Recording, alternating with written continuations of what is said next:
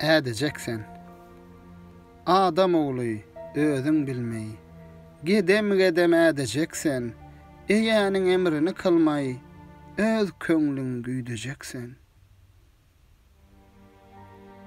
İstersen älemi gapsaň, karun bolup gence depsen, halal haram herne tapsaň, gözüň ýuwdajaksen.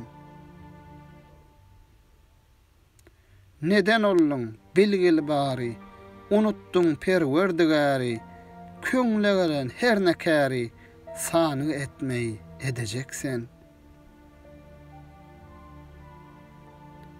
Aslyň nedir? Etkil nazar, tutan işiňden kıl heder, ajal sana etsegdir, habaryň ber, nädejeksen? Dünýäni gyzgyn tutmagul, işiň bar, bikär ýatmagul, magtym uly, unutmagul, gidejeksen.